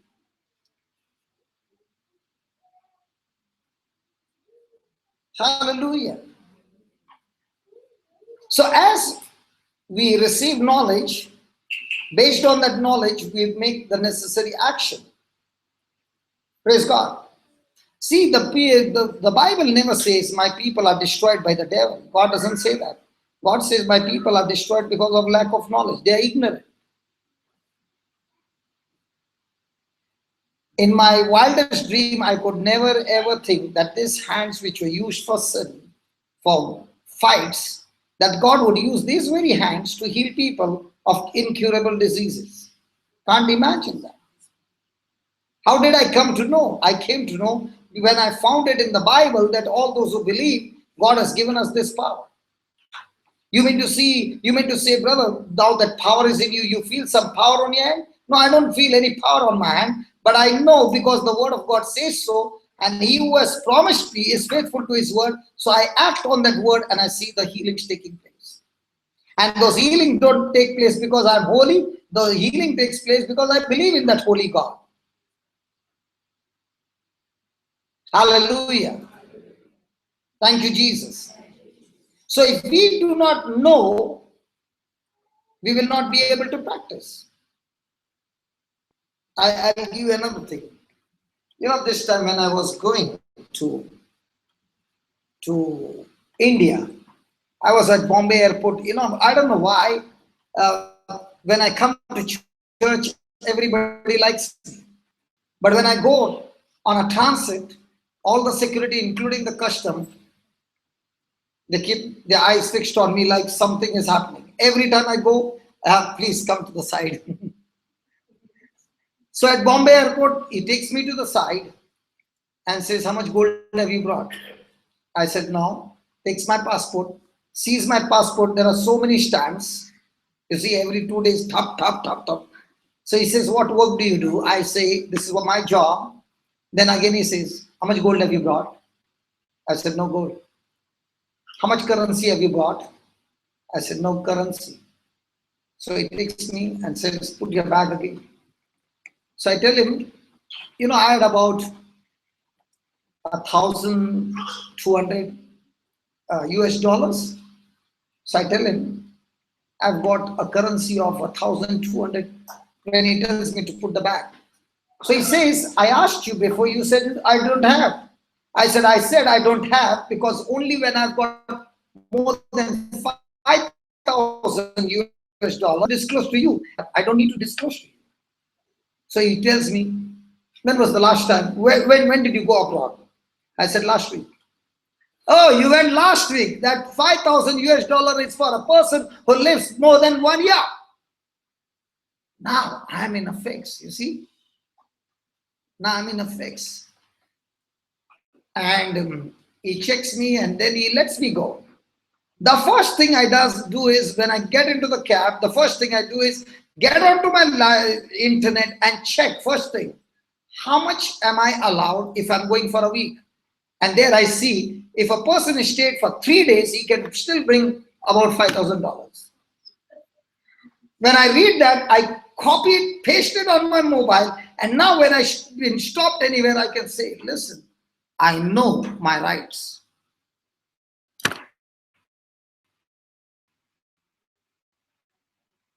Because I did not know, I said, Lord, I'm in trouble now. But he knows, but he threatened me. That's why he let me go. He knows it. Are you understanding? So when you have a knowledge of your rights, that's the time you can take what's yours, right? And that's the same with the word of God. When you know your rights and Satan comes to attack you, you know your rights and you can say, devil, back off. It's mine. Don't you touch it. Hallelujah. Is my time up?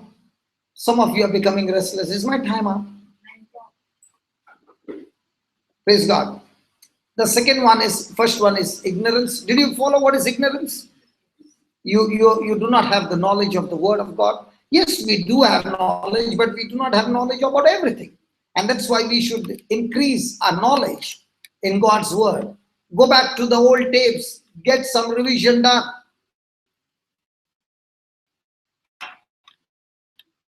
Hallelujah. Ignorance, second is disbelief. What is disbelief? Disbelief is when we have been taught the wrong doctrines. Disbelief is when we have been taught the wrong doctrines. And we are holding on to those wrong doctrines. Hallelujah. For example, you came for a service and the person said, be careful when you go to somebody's house and you eat something. You should always bless the food before you eat. And if you have eaten something without blessing, you had it. And if there is evil spirit in that house and you have gone there, that evil spirit will come on you. Hello? You heard it. And let's say you went to one place and you forgot to say grace before meals. And you ate it. You digested it. Everything was output also is over. But in your mind, it's still playing. I did not say my grace before meals. And that day something bad happens. What do you come to a conclusion? I forgot that grace before meals now. Is it going to bring disbelief? Yeah. Or somebody said, be careful, when you go and lay hands on somebody, that sickness will come on you. And if that was so, Peter and John would have had so many sicknesses in their body. Hallelujah. Thank you, Jesus. Thank you, Jesus. So when we get the wrong doctrines, I remember one person saying, just put that Matthew 7. I don't know the scripture. Lord, Lord, we cast out demons in your name. The last at the end. No, not 6. Right behind. Yeah, go back, go down. Okay, just before that, just go before the wise man. Yeah, go up. Yeah. Not everyone that said unto me, Lord, Lord, shall enter into the kingdom of heaven. Not everyone that said unto me, Lord, Lord, shall enter into the kingdom of heaven, but he that does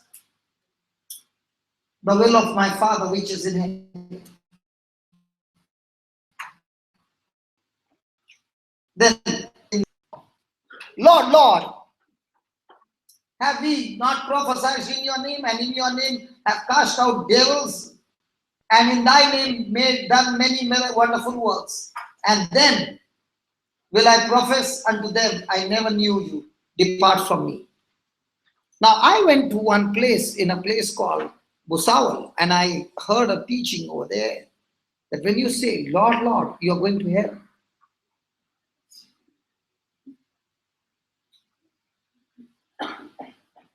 What did that person say? Just repeat that again. No, just go back. Now look at how he has taken the teaching. Not everyone that says unto me, Lord, Lord, you say, Lord, Lord, you will not enter the kingdom of heaven.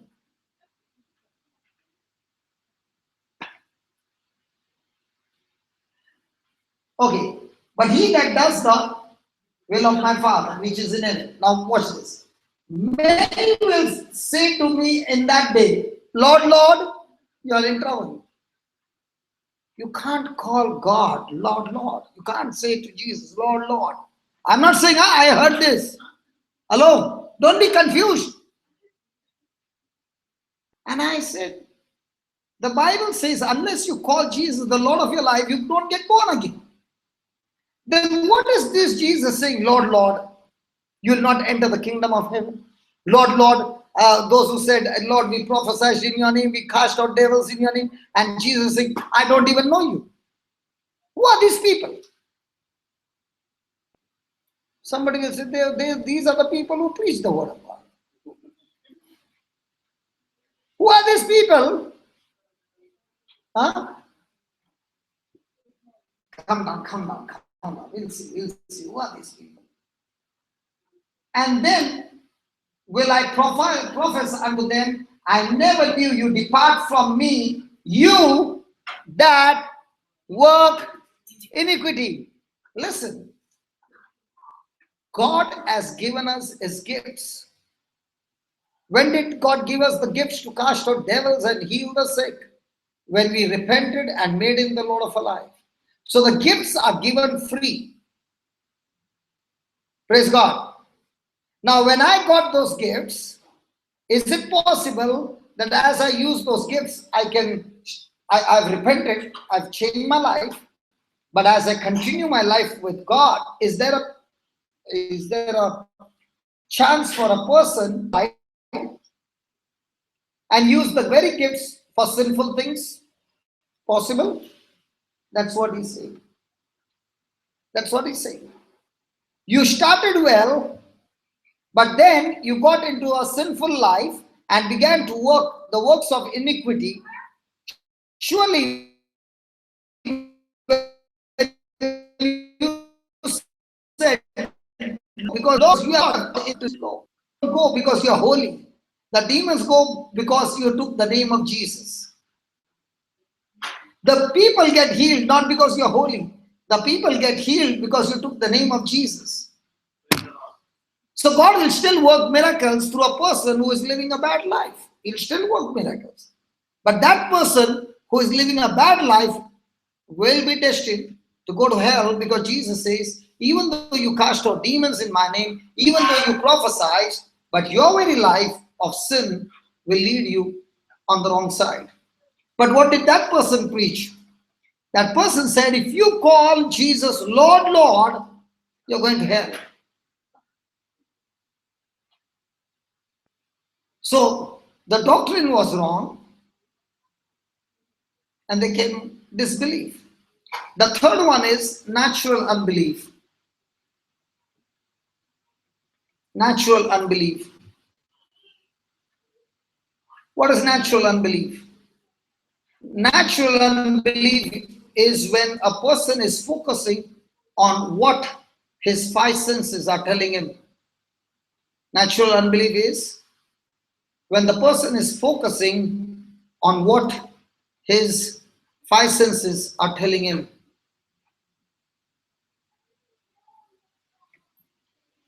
So many of us have been brought up in atmosphere of fear, and our natural senses have been trained to sense fear all the time. Hallelujah. Supposing in the family, the talk is, listen, when you walk that people tree, see that you don't stand near under the people tree, okay? At 12 o'clock at noon, you will be caught up with some spirit and you will be in a mess. Now, what happened to you? You heard it, it has an effect on you. When you see that limbu and those mirchis, have you seen? If you put your leg on it and the juice comes out and it hits your leg is gone. So when you are about to strike, oh! Praise God. Imagine for all of us who are Christians, okay? When you get up in the morning, for the 1 week, you find limbu and mirchi with some color outside your door every morning. In 1 week time, what will happen to you? All the Christian faith is gone for a toss. Now you are already imagining somebody is doing some. Now within a week, what happens to you? Just investment of 10 rupees is enough to get you into a mess. You don't even have to do anything. Just put some color and keep it outside the house. Enough. Khalas. No? Hello? And the Bible says, as you think in your heart, so it is. And now, when somebody want to play a prank on you and has done it, now you are remembering all your enemies list. Might be this fellow has done, this fellow has done, that fellow has done, that fellow has done. And now your mind is focused on all those things. Is God anywhere? And now when your mind is all working on the negative side, that day you get one stroke and it's working now. It's working now because your mind has been captivated by the thought. Praise God. Hallelujah. So there are times when we are sitting, okay, and the door swings because of the air, right?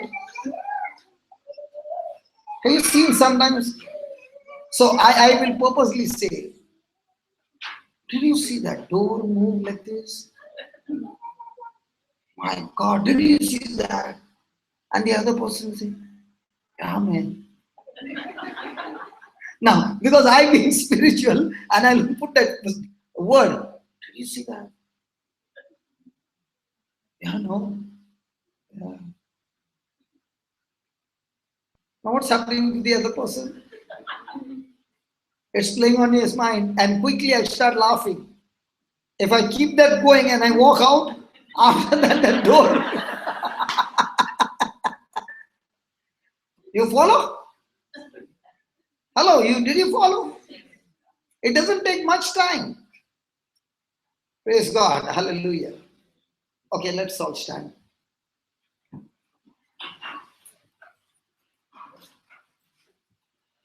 Did today's topic help you? So are we supposed to get out of our ignorance? How do you get out of our ignorance? Listen to teaching tapes. Get onto the word. And 4 things, what do you need to do? Read the word.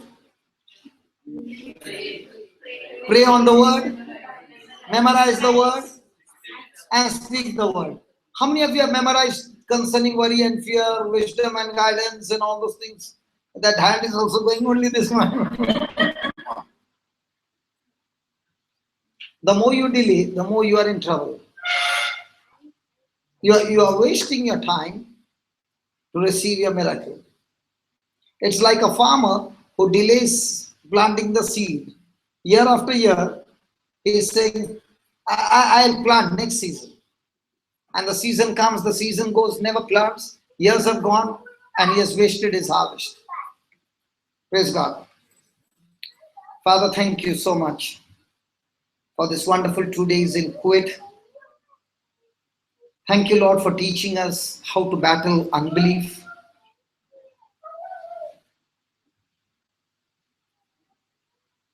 Thank you, Lord, that it is through the promises of God that we are able to overcome unbelief in our life.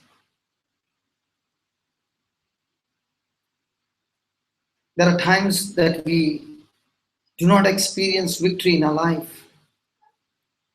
And we always doubt that it must be lack of faith. But today you showed us, O Lord, it is also because of the reason of unbelief. And this unbelief is through ignorance, disbelief, or natural unbelief. Lord, today you have shown us that faith is a gift that you have planted in our lives. The day we received salvation, the day we got born again. But in our whole life, we have been developing unbelief. And now there is a war in each one's mind. Faith on one side and unbelief. They both are two opposite forces opposing each other. They cannot work together because one cancels the other out. Thank you for showing us, O Lord, through the Holy Scriptures, that even Jesus could not perform great miracles in his own hometown, even though he had tremendous faith. The people had unbelief. Lord Jesus, through the examples in the Bible, you are showing us that unbelief hinders our ability to get results. Even though Jairus' servants came and said that his daughter is dead, Jesus, you did not allow that word to bring unbelief, but you said to Jairus, do not be afraid, just believe.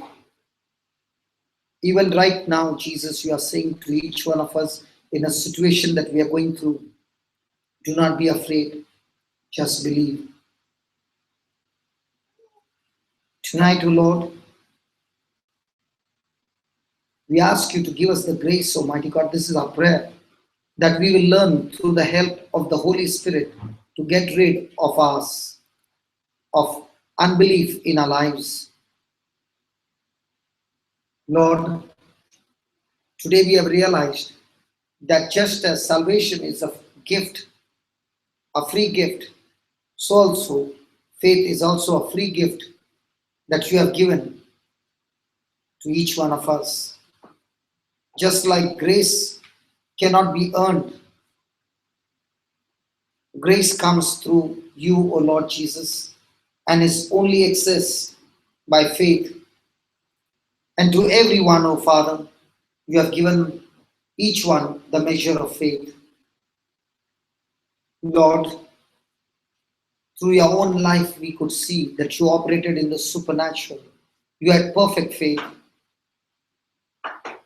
But again and again, you want to speak to us that in spite of you having that perfect faith in your own hometown, you could not do mighty miracles because of people's unbelief. Today, you have opened a heart and a mind to understand when our faith is not working, we must realize that unbelief is at work. Lord, now we realize that the battlefield of every person who is a Christian is in the mind. Help us, O Lord, to realize this truth, that we will meditate on the Word of God and not on the things that are contradicting to your Word. Lord, thank you for giving us the example of Abraham, that you promised him to bear a son in his old age. And we see today the example of Abraham, that he focused on your promise rather than focusing on the deadness of his own body and also the dead womb of Sarah. Lord, your word says he considered not. Today, you have explained to us, Father, that consider means to think carefully about something in order to make that decision.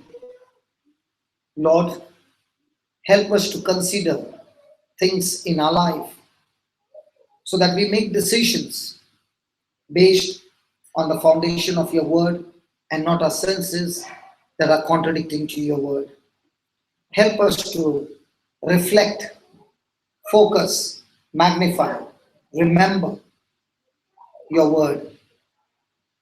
Just as Abraham refused to consider the deadness of his own body and the deadness of his wife's womb, Lord, he refused to operate in unbelief.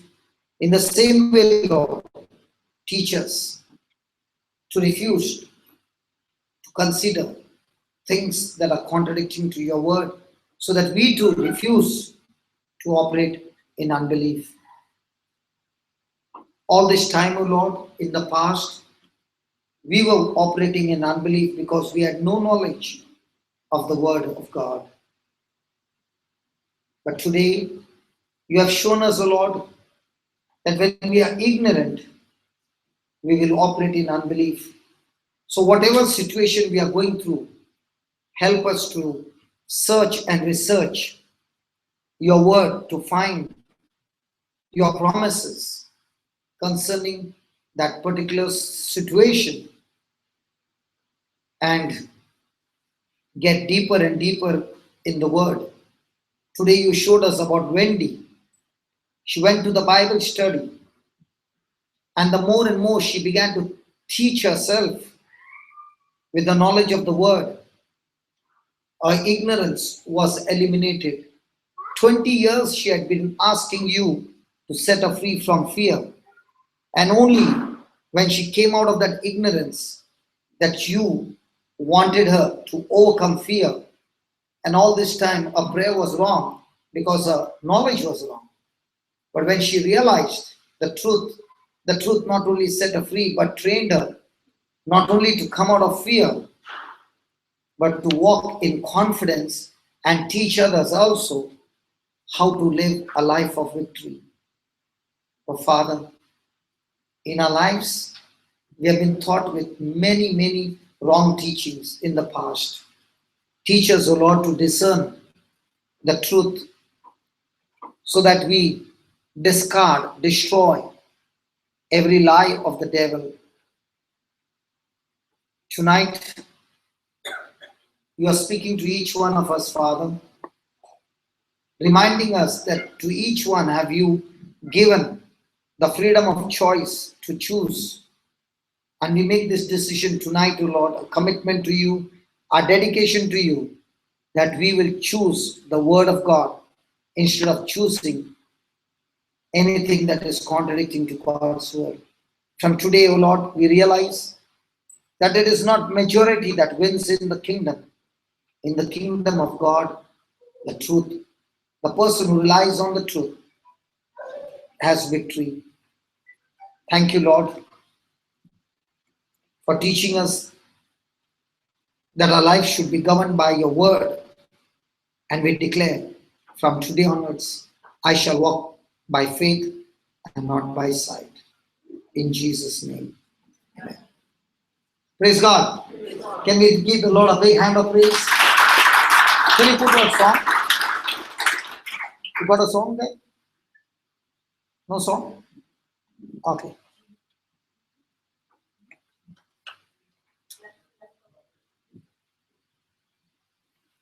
Hallelujah.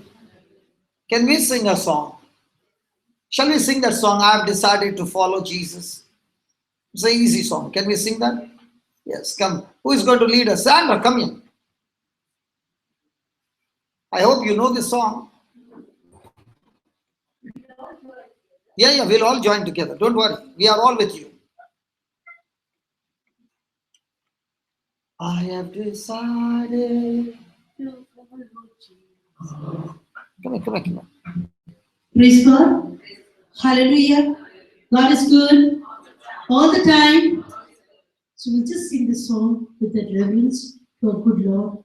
Let's ask Him to be with us as we go from here, that we will follow Him and never look backward, but to look forward for what God has done for us. Amen. I have decided to follow Jesus. I have decided to follow Jesus. I have decided to follow Jesus. No turning back, no turning back. Oh, take the whole world, but give me Jesus. Oh, take the whole world, but give me Jesus. Oh, take the whole world, but give me Jesus. No turning back, no turning back. Though none go with me.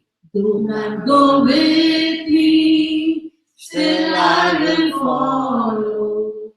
Though none go with me, still I will follow. Though none go with me, still I will follow. No turning back, no turning back, no turning back. The cross before me. No turning back, no turning back. The cross before me, the world behind me. The cross before me, the world behind me. The cross before me, the world behind me. The cross before me, the world behind me. No turning back, no turning back. No turning back. No turning back, no turning back. I have decided I have decided to follow Jesus. I have decided to follow Jesus. I have decided to follow Jesus. No turning back. No turning back. no turning back. No turning back. No turning back. One last time. I have decided. I have decided to follow Jesus. I have decided to follow Jesus. I have decided to follow Jesus. No turning back. No turning back. No turning back. No turning back. Praise the Lord. Praise the Lord. Hallelujah. Next month is what Thank day? you, Jesus. Next month is what day? 11 and 12. Not 11 and 12. 11 and 12. Baba told us. Yeah, it's 12 and 13 because I have to change my ticket. So just make it 12 and 13. 12 and 13 because I'll be traveling on. It takes 1 day now to come to Kuwait. I used to come within few hours. Now I have to go to Dubai and get over there and then come to Kuwait. I can't come directly. Praise God. Doesn't matter. Hallelujah. Thank you, Jesus. So see you on the 12th. Praise God.